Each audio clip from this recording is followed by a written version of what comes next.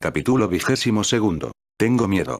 Lo he conseguido. Vicente le propuso intentarlo de nuevo, deseaba cuanto antes poderse abrazar a Terci. Pidió la llave de la habitación de su madre. Conocedor de la existencia de dos camas donde podrían intentarlo a la vez. Ella conectar con su abuelo y él con Terci. No lo dudaron. Se tumbaron cada uno en una cama.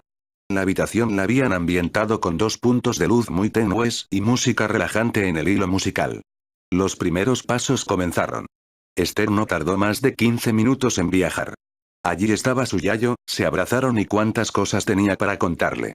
Iniciaron el paseo y el silencio se adueñó de la pareja. No sabía por dónde empezar y sin más le vino a la cabeza Anki.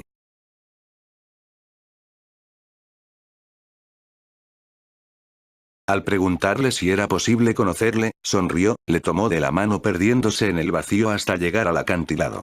Allí estaba esperando a su gran amor. La niña permanecía impasible sin poderse mover. Solo tenía delante a uno de ellos, pero cuando deseaba preguntar o conversar con su abuelo, su interlocutor era Julián. Mientras que si la pregunta era para ella, Anki aparecía en el lugar del abuelo. El mayor tiempo lo dedicó a ella, tenía tantas preguntas que realizarle. El tema central fue Vicente, para tratar de descifrar todas esas coincidencias entre Vicente y Julián.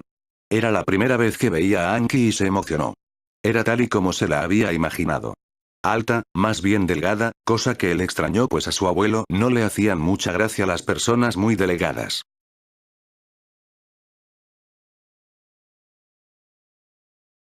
Tal vez porque tuvo que tratar varios casos de anorexia en el colegio y le entristecía esa incapacidad de llegar para ayudarles a salir de aquel pozo que tanto daño causaba en los adolescentes principalmente. Siempre que se había reunido con su abuelo lo había realizado en su cala, en la del Caribe y por primera vez había viajado con él a Wisant, al acantilado de los sueños de Anki. Al lugar que le daba la vida y donde la perdió.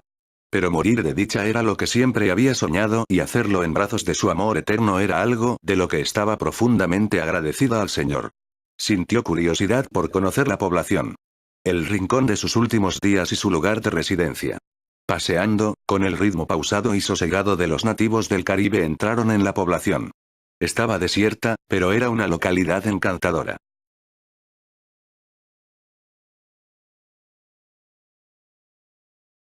Pasaron por delante del liceo y llegaron a entrar en la cafetería preferida de las amigas.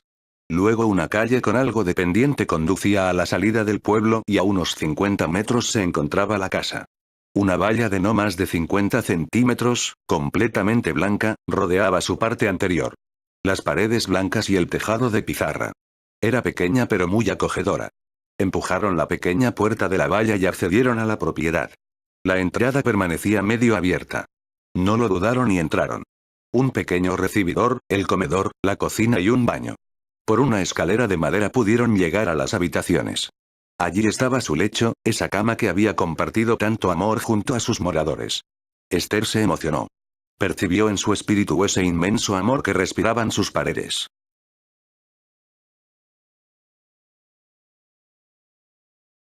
Recorrieron cada rincón de aquella sencilla casa y luego anduvieron algo por las inmediaciones para regresar al acantilado y allí despedirse.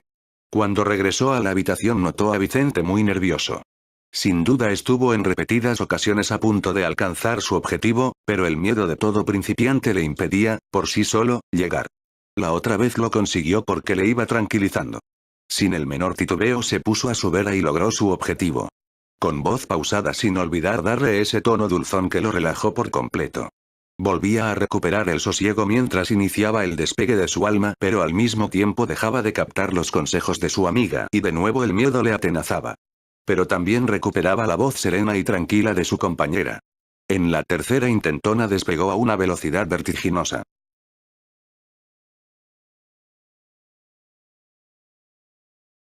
Seguía escuchando a Esther, cada vez la oía más lejos pero iba logrando su objetivo.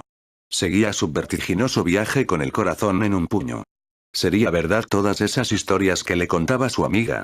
En muchas ocasiones lo dudaba, era tan increíble que a la razón se le hacía imposible comprenderlo. Pero el corazón le daba ese punto de duda por las inmensas ganas que tenía de volverle a ver. Solo con tenerle delante habría merecido la pena aquel viaje alucinante. Aquellos temores fundados a perderse, sin saber a dónde ni siquiera cómo. Su corazón reposando en su cuerpo sobre la cama del hotel palpitaba a 1000 revoluciones. De un momento a otro, o estallaba, o se salía de su lugar de ubicación. La oscuridad absoluta iba poco a poco tomando luz. Esos amaneceres del verano en Gandía junto a ella.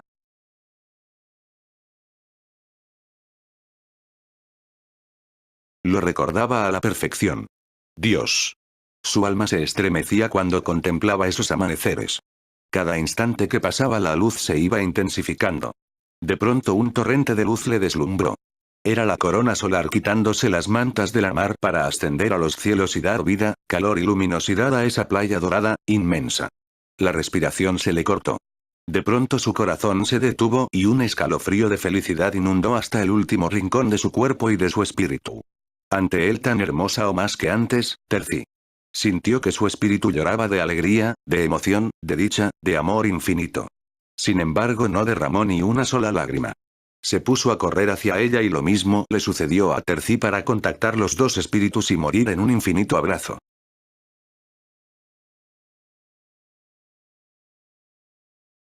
Sus bocas se buscaban con desesperación, sus almas encogidas, su dicha indescriptible. Si antes no estaba convencido de la existencia de Dios, aquel milagro le abrió los ojos y su Terci formaba parte de él.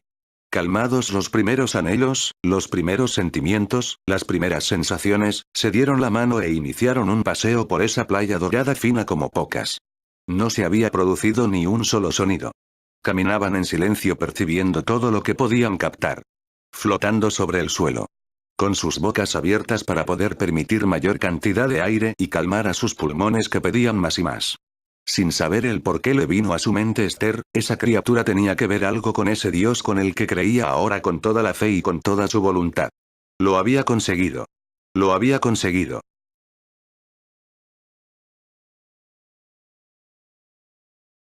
De nuevo unos minutos en silencio, saboreando el momento para volver a percibir la armonía de su voz inundando sus oídos.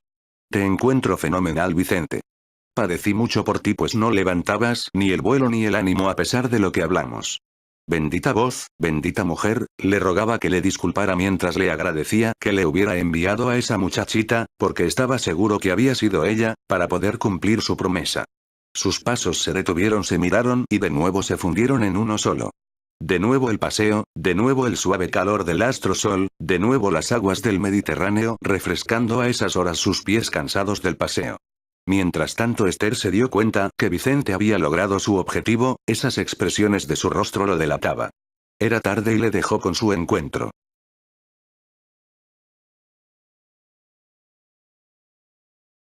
Bajó al comedor y cenó en solitario con el recuerdo de su abuelo y de Anki. Qué ilusión le dio conocerla y dialogar. Era una mujer que transmitía serenidad, dulzura, paz, femineidad, clase. En fin, todo lo que una mujer despierta en su amor eterno. ¿Dónde le conduciría la vida? ¿Cómo sería su futuro?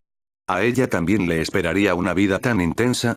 Pero lo cierto es que despejó rápidamente esos pensamientos, recordaba la frase de su abuelo.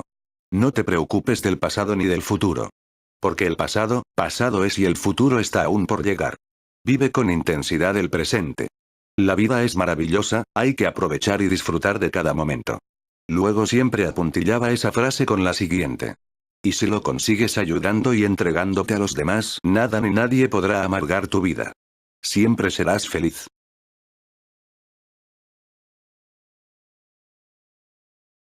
Para rematarlo con lo que descubrió siendo un niño, porque su padre se lo contaba y lo vivía personalmente. Solo en las cosas sencillas encontrarás la felicidad. Añadía muchas más, pero no era cuestión de recordarlas todas mientras cenaba. Estaba feliz. Poder ayudar a Vicente le engrandó el corazón. Ahora estaba convencida que su amigo nunca más dudaría de ninguna fantasía que le contara. Porque esa fantasía, esas historias increíbles, se cumplían y lo había experimentado en la propia carne. Terminó de cenar y subió a la habitación, Vicente seguía en su viaje. Ella recordaba en esos momentos su primer encuentro con su abuelo. No habría vuelto nunca. Fue increíble y se figuraba que le habría sucedido algo parecido. Sonriendo le dejó seguir saboreando ese primer contacto.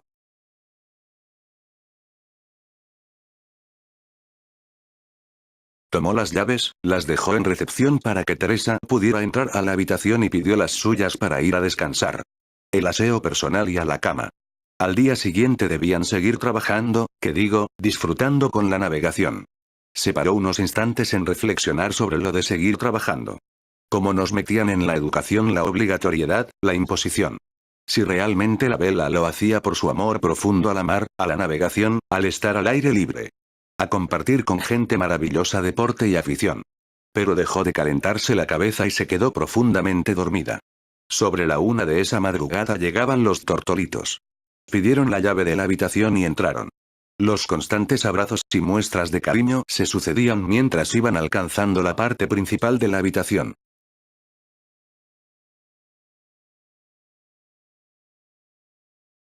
Andaban en ropa interior cuando Rafael se dio cuenta de la presencia de Vicente. Se separaron de golpe y tras controlar el primer susto, que rebajó su líbido, al comprobar que estaba completamente dormido, optaron por esperar a la siguiente noche para compartirse. Rafael se fue a su habitación, se dio una buena ducha fría para rebajar sus calores y siguiendo las mismas pautas Teresa hizo lo propio. Antes de desperezarse el sol por el Mediterráneo provocaba el regreso de Vicente al mundo terrenal. Observó la expresión de felicidad en el rostro de su hijo que le emocionó profundamente. Hipnotizado hasta las pestañas se levantaba, besó a su madre sin pronunciar palabra y bajó a recepción a por su llave, para ir a su habitación, cambiarse de ropa con una ducha previa y bajar a desayunar.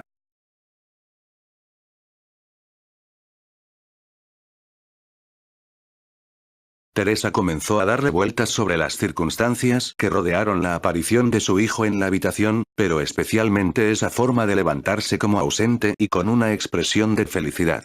¿Habría tenido sexo con alguna chica? No. No, eso era imposible, su amor por Tercino se lo permitía. Pero no podía comprender todo lo sucedido. Por otro lado, aunque no se había deshecho las camas en las dos, se había tumbado a alguien. Con todos esos interrogantes se disponía a salir de la habitación cuando golpearon a la puerta. Era Rafael, se intercambiaron una muestra de amor y de inmediato le comentó todos sus interrogantes mientras el ascensor les conducía a recepción donde se encontraba la cafetería.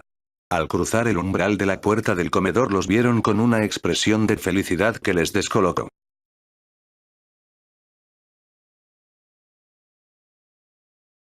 Con un resplandor en sus rostros que Teresa llegó a sobresaltarse al pasarle por la cabeza si no hubo algo esa noche en la habitación.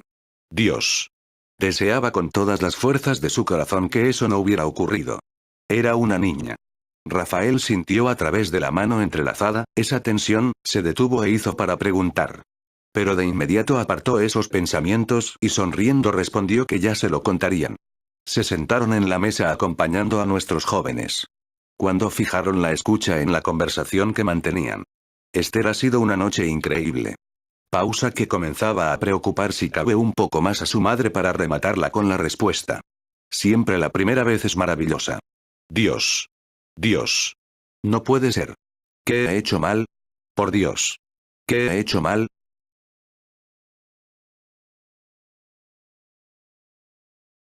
No pudo más, los habían dejado demasiado sueltos, principalmente a Vicente. Era una niña. Sin poderlo remediar rompió la conversación con una frase lanzada en un tono que la mayoría de los comensales se giró para saber qué sucedía. ¿Has sido capaz de aprovecharte de una niña? Vicente, no te conozco. La expresión de incredulidad le dejó helada. Se había precipitado sin ningún género de dudas. Iba a rectificar para recibir aclaraciones, pero su hijo se le adelantó. ¿Has bebido, mamá? ¿Cómo puedes ni siquiera pensar algo así? Tus sospechas son totalmente infundadas y te aseguro que en mi vida lo hubiese creído. Su madre trató de cortar a su hijo, pero le rogó que esperara, estaba hablando él y le aclararía todo.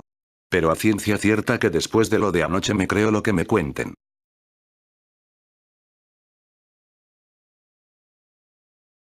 No hay nada imposible y eso sí que se lo debo a esta princesita. Paró para tomar aliento y de inmediato prosiguió ante la atenta expectativa de sus compañeros de mesa. Anoche viajé no sé a dónde, pero viajé a donde están los espíritus y contacté con ella. Mamá, sus ojos comenzaron a nublarse, la felicidad, el recuerdo, el deseo de regresar cuanto antes le podía.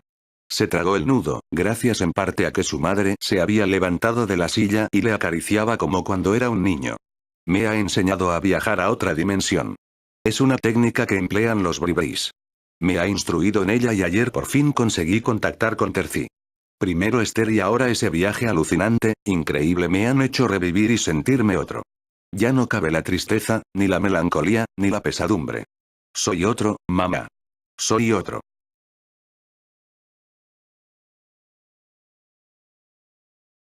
Los adultos concentrados en lo que escuchaban no daban crédito a las palabras del muchacho. Sin duda debía ser una especie de técnicas de hipnotismo que le llevaban a ver lo que quería ver. Pero en ningún momento pensaron que fuera como lo relataba. Fue entonces Esther la que percibiendo sus pensamientos se lanzó a decir. Sé que andáis pensando que lo hipnoticé. Es normal, todo incrédulo lo piensa y Vicente también lo creyó así. De inmediato volvió a intervenir Vicente. ¿Te das cuenta, mamá, cómo es cierto lo que te decía, que era capaz de leer el lenguaje corporal? Os ha descifrado letra por letra lo que vuestras mentes andaban pensando. Y tiene toda la razón, antes de lo de anoche pensé como vosotros. Ahora estoy convencido que no es así.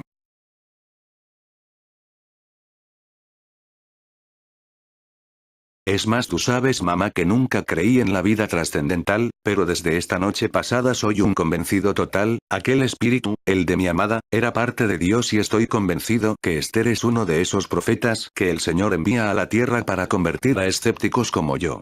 Era difícil asimilar todo lo que estaban escuchando, pero desde luego lo decían con tanta convicción que se hacía difícil al menos no sembrar dudas sobre lo escuchado. Teresa suplicó perdón por haber dudado.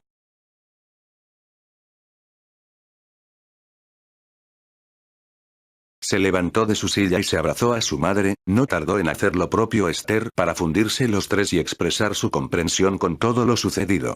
Rafael, atónito tanto o más que Teresa, permanecía en su sitio sin ser capaz de mover un dedo. Finalizado el desayuno subieron a las habitaciones, el correspondiente aseo personal y en coche de nuevo al club náutico para hacerse a la mar. Un día aprovechado para avanzar hacia su objetivo. La Olimpiada. A media tarde se dieron cita en el aeropuerto. Unos con rumbo a Gandía, los otros dos a Madrid, donde en otro vuelo Esther viajaría a Donostia.